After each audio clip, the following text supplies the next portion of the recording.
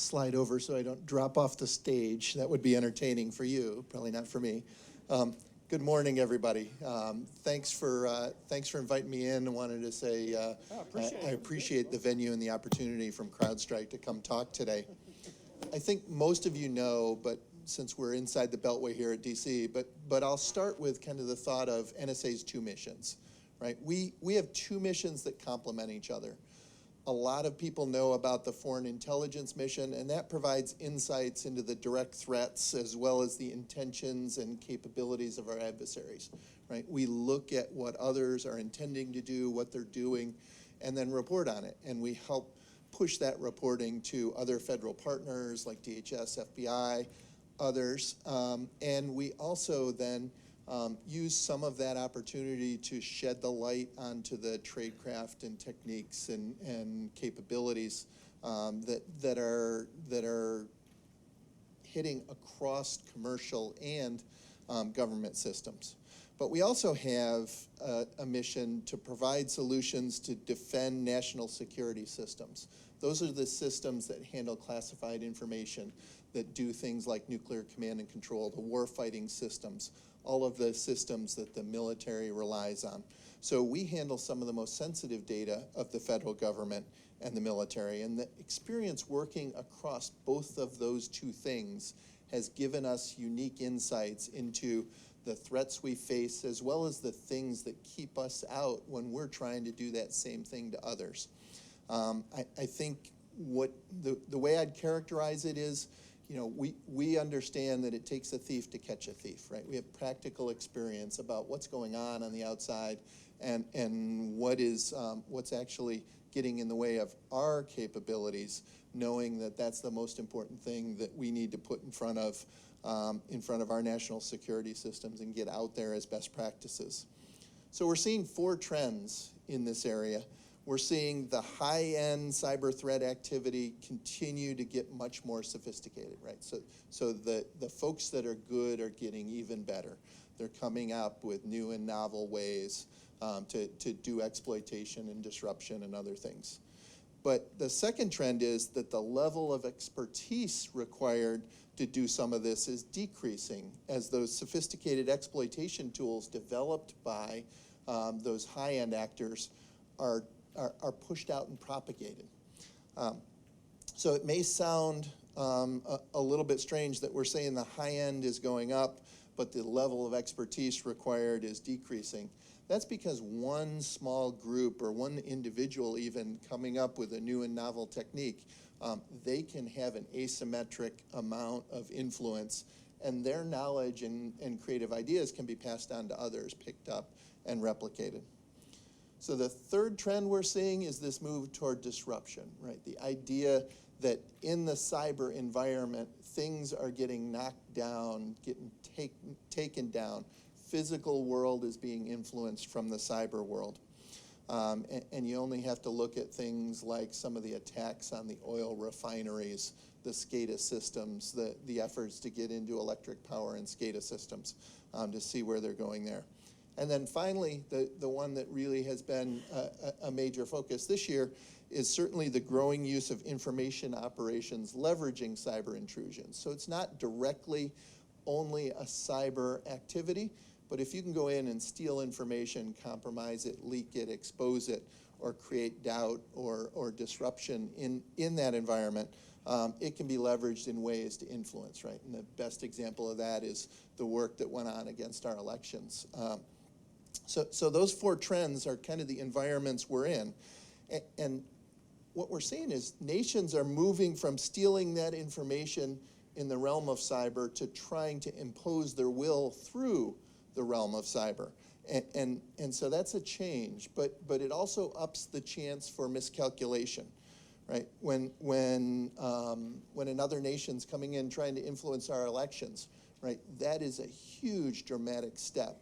When somebody is playing around with the safety systems and an industrial control system in a plant that physically could risk the lives of the people working there, that's a significant event. So we're seeing these new capabilities, and the worry is there judgment behind them? So the escalating threat environment has really motivated us to fundamentally look at how we protect ourselves and national security. In America, we've had this opportunity it's a luxury where we get to think about national security as an away game, right? We've had wars overseas, we've had friends and allies with strife and conflict on their shores, but we've been pretty safe and secure here. And what cyberspace has made clear is that we're no longer in an away game, right? That threat has come to us. And so the folks in this room, the folks that work in this industry, we're in the middle of that battle. And we've got to be ready to work and stand up and defend in that space. So as we look at those threats, what else gives you pause? Well, we're at an inflection point of a lot of things. The world of IoT, the Internet of Things, the amount of stuff in the physical world that we connect now to these machines and these devices is growing exponentially. I think you only have to look back at events like NotPetya, where we had companies like Maersk, where their shipping containers couldn't be located, sorted, and delivered, to understand that there's huge ripples on massive global supply chains that can be executed in this world. But it goes down a lot more personal and local to that. That same NotPetya attack took out things like the door swipes. Those are computer controlled, and there were companies where they couldn't get into rooms and offices because the electronic door swipes were taken down by cyberworm. We even saw things like telephones going out. The computer controlled PBX, unpatched and vulnerable, went down. So this world where we're going to have more things interconnected, interdependent, relying on each other, is the new reality. And the pace of that acceptance of all things interconnected is massive.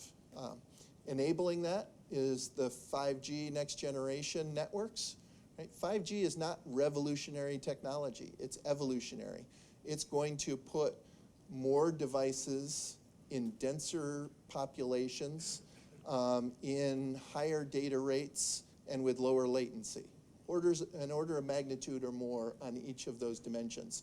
So we'll be able to talk faster. Things that need an answer that are computer controlled, those things will need to respond faster. So it will enable things like some of the protocols that will allow self-driving cars or vehicle avoidance, or things that will speed up our highways and traffic congestion and management. But we've got to worry about all those same flaws being introduced and now in that world coming together and being a risk for us.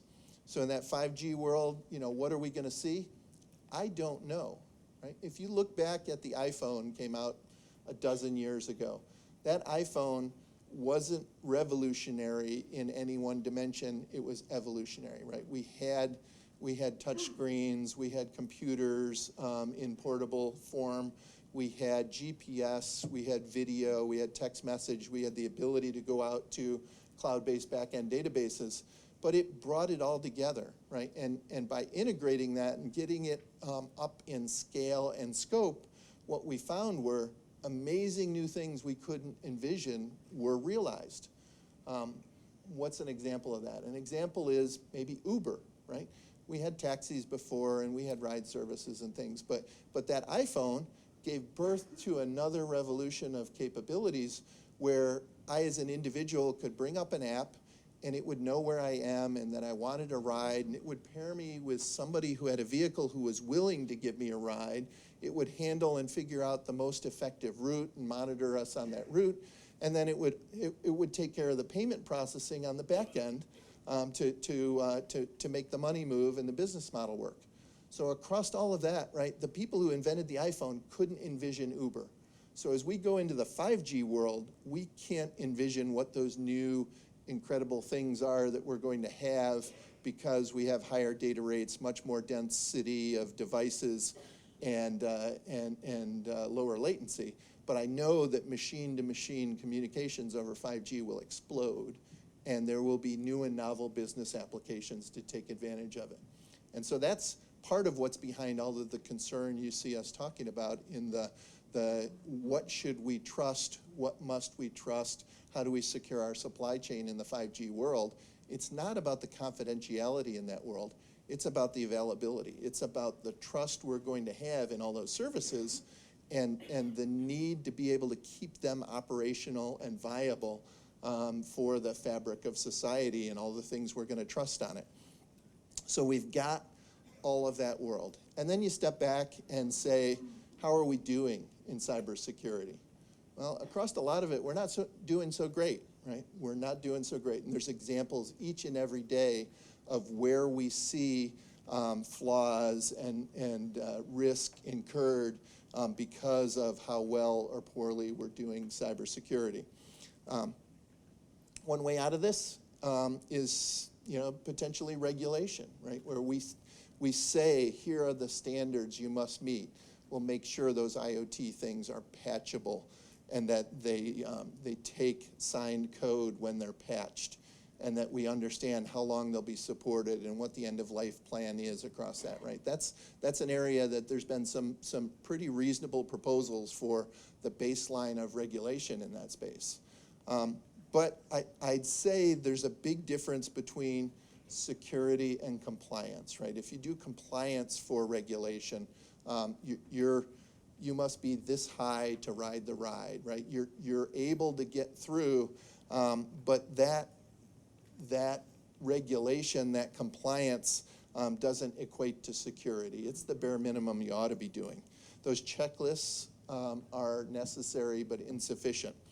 So, we've got to find a way to understand that if you do impose regulation, that's not the place it stops, that we as professionals have to figure out what we must do, not what we should do above what we must do. And a recognition that over-regulation can hamper that innovation. So figuring out where to do that split is really important. But there's a series of things I do know, right? I don't know where that next generation IoT is going. I don't know the new services on 5G. I don't know, what the new and novel attack is going to be next year. But I do know that there are some basic things we can and should do that'll make us all much more secure. And it really comes down to a couple simple pieces of advice that, again, take you out of 90, 95, even 98% of your risk space.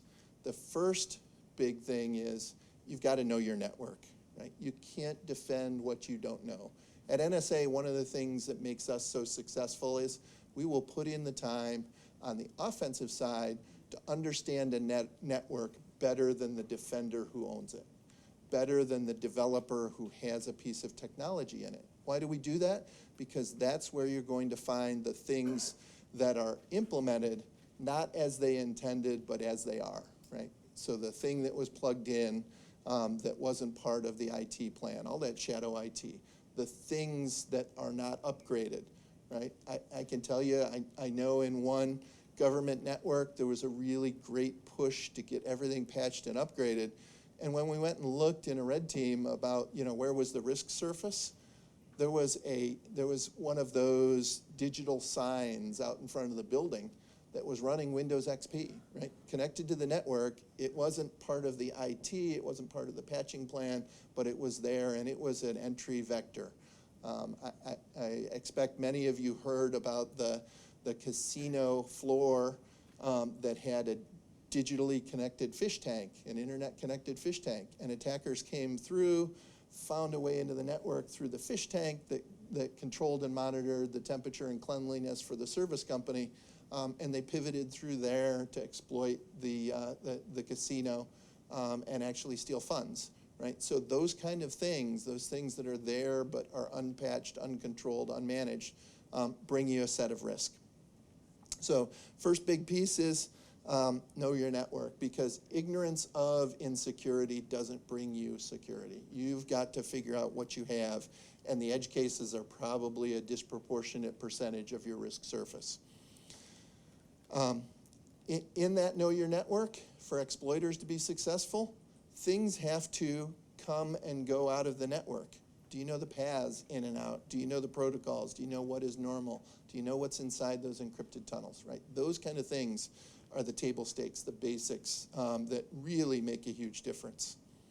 The second piece of advice we'd have is plan for compromise, right? That shouldn't sound defeatist. That means that you've actually thought about what happens if you've been penetrated, right? That starts with hunt and evaluation of the things inside your network. The assumption that, if you've got a nice hard crunchy shell, that inside that is interesting stuff that somebody would want to get into and dig into to stay and remain once they're successful. So can you survive if a phishing link is clicked? Right? The idea that we're going to train our people that they will never click a phishing link, I can't get you there. Right? If today 70% of the people don't click on an obvious link, and you can train them and get them to 90% or even 98%, what does that mean? You just have to spend a little more time sending more emails or better crafted emails, but you're going to get somebody to click that link. Have you figured out your architecture that understands when a phishing link is clicked, how you minimize it first, but then what happens after it? Are there technical controls throughout the environment that really plans for that eventuality? Because the humans are the weakest link, right? They're the people who are going to want to bypass security controls, do something that's easier. They're trying to get their job done. And that's where some of that shadow IT comes from. That's where some of the other experiences happen. The other thing in that plan for compromise, make backups and test those backups, right? We hear about ransomware infections that take down whole companies, whole cities, right? The ones that have backups are up and really ready and responding quickly if you've made a backup, and you don't have a backup until you've tested that you actually have data there and you can restore it. So know your network, plan for compromise. Third is figure out how to disrupt the chain of events. There's things like the MITRE ATT&CK framework that lay out the visibility, the correlation, but you've got to get to something that you can detect things post-compromise. You can figure out where in the chain you can interrupt exploitation, right? So I said maybe somebody clicks on a link, but what's between them running something on your machine at a user privilege and going all the way to domain admin, right? What are the steps that are going to be there, and how do you figure out to disrupt that? How do you quickly scope a compromise? How do you get assurances that you've cleaned it up if you've had a small intrusion and that they haven't dug in and owned you to the point where you can't tell them from legitimate users, or even worse, legitimate system administrators? So I think the idea in this section is speed matters, right? Speed to detection, speed to remediation. That all impacts how far somebody gets into your network, how deep they can dig in, and how hard it's going to be to get them out. So if you do those three things, where are we? I think we're in a much better place. But standing here as a Govy in a room with a lot of Govies at a conference hosted by the private sector, I would say it really is going to take some commercial collaboration, commercial public sector collaboration. How we get all your peers in the private industry, all our peers in the government on the same page. I would liken it today to an 8th grade dance, right? You get all the people together, the boys and the girls, a little bit separate. We know we want to get together. I would say the government or the boys, we're more immature. We don't really know what we want. Go around, pull the girl's hair to get some attention. Hey, talk to us, share with us, right? I think the private sector has grown up a little faster, watching where they've gone over the last several years. But we've got to get to the point where we mature in that environment, get to where we both want. There are things the government has that the private sector would love to have an effective, easy means of interaction and exchange. And the same thing, when we look at where critical infrastructure is today, what is the responsibility of private entities and the insights some of the cybersecurity vendors in the commercial world have. It's really important that we put those two things together, because there are unique opportunities on both sides that neither will be able to proceed and optimize without the other. In that same venue of, how do we get public-private, I strongly believe we need to exercise more. So the first is internal, right? Companies or government agencies need to exercise, plan for that compromise. What would you do? It's really enlightening if you bring a good facilitator in and run an exercise that say, we've been compromised, what are you going to do? Do you have a DR plan, disaster recovery plan that you can pull out? Is it valid? Are the backups there? What are your lawyers going to tell you to do? Do you have lawyers who are going to advise? Do you know what you're going to say publicly? Do you know what you shouldn't be doing as importantly as you should be doing? So I think I'm struck by how we do a lot of really good exercises on complex problems, natural disaster, nuclear attack, all that resilience planning is useful. I don't think we've gotten as mature in the cyber world as we need to do. And I think exercising with the government and the private industry will help us do better in that revealing flaws and issues. Right? DHS runs some big national cyber exercises every year. Those are awesome. We've got to get individual entities doing more cyber disaster exercises individually, and we've got to keep up in our game on those big national ones. So I really think about four main players in cyber defense. We know there's the net defenders and the users kind of in this dance, as I mentioned, trying to figure out how to get good, effective capabilities that allow the users to do what they need to do and still be defensible. There's some others that we need to think about, and we don't consider the leadership of an organization, right? And to me, I think leadership is the key to cybersecurity magic. The key, the thread through all of this is not the technology. It's not the magic box we're going to have that will stop something the next time. We really know what we should do, right? There are some pretty core fundamental things, but it's hard. It costs resources, and done poorly, it impacts that user experience. It impacts efficiency. So in that world, you need speed of decision. It's a journey without end, right? Nobody gets to go, I'm done with my cybersecurity, let's move on to the next project, right? It's a continuous thing. And in this world, the good defenders have adopted a security culture. Everybody's responsible at every level. The users take some ownership. That has been inculcated into their world. But also the leadership are making good decisions and enabling that security culture. I've seen where really good companies prioritized by the board and senior leadership level, enabling them to get the resources they need to implement robust cybersecurity. So having an adequate budget that's not limited, that includes thoughts of how do we train our people and keep them current? Last panel talked about that move to the cloud, right? We've hired a lot of people who were not in our IT shops when the cloud became a thing, right? We can hire some experts in, but we also need fundamentally to get our workforce trained up and understanding what are the opportunities, what are the risks, what do we need to do in the security world of that cloud transition.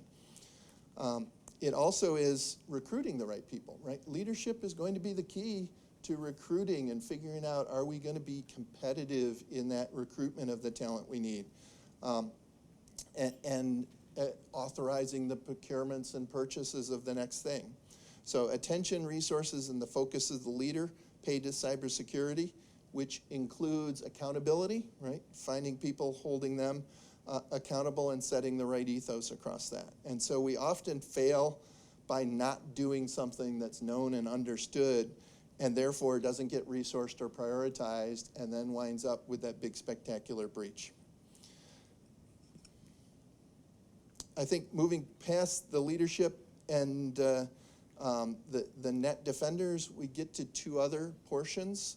We get to the users and threats, figuring out who attacked us, what did they take, even the question of, how do we move forward and how do we get back on our feet? Those aren't easy questions, but again, those drills, exercises, and plans make such a big difference. While we're talking about cybersecurity culture and addressing the risks, let me talk a little bit about the recent media reports and the ransomware in Baltimore. So I think NSA shares the concerns of all the law-abiding citizens around the world about the threat posed by that criminal malicious cyber activity. But the characterization that there's an indefensible nation-state tool propagating ransomware is simply untrue, right? That is not true. 2 years ago, March 2017, Microsoft issued some patches against a flaw in their software and made those patches free to all their users. NSA issued advisories that referenced those patches and partnered with the DHS and other federal departments and agencies to ensure the advisories were disseminated widely across the government, out publicly to U.S. critical infrastructure and key resources, to the U.S. private sector and our foreign allies. 2 years have gone by, and network administrators are responsible for ensuring those systems and patches are up to date. Malware and ransomware exploit vulnerabilities in networks and software. New vulnerabilities are continuously found in software that we have to use and trust. NSA participates in a government-wide vulnerability equities process run out of the White House. The assessment and deliberation process involved in making key decisions about disclosing and withholding vulnerabilities strives to be the most balanced and transparent in the world. And we are really proud of those discussions. They include defensive elements across the government, representatives such as Department of Commerce and Department of Treasury that consider the equities well beyond cybersecurity. NSA also takes a variety of actions to secure national security systems and provide assistance to those U.S. government partners that protect critical infrastructure, our cities, and our general population. And in response to those cyber intrusions, we help them by providing information about where they need to take action, what they can do, and understanding what they're up against. Unclassified cybersecurity advisories are available to the public through DHS and NSA.gov and even on Twitter. So focusing on a single exploit, especially one that has a solution through a patch that was issued years ago, is really short-sighted. Vulnerabilities will continue to be found. Doing the basics is required for responsible network administration. So getting back to my theme today, I'll just conclude with a high-level thought that skilled defenders have really adopted a security culture. We must recognize good attackers learn from what's revealed about other attacks so they can adapt their tradecraft, techniques, and procedures. And you can't keep doing just what you were doing before an attack. You have to anticipate how the attacker will change, but they're going to start from the path of least resistance. So ignoring the basics gives an easy beachhead for much harder follow-on objectives. So I'd ask all of you as you leave today, think about, do you have a cybersecurity culture built up and supported by your leadership? You being here today are likely an element in that leadership. So I'd like to thank you and encourage you to think about how do we set up and do the basics and then evolve so that the hard things get resourced and focused on by the best talent that can do those hard things. Thank you very much.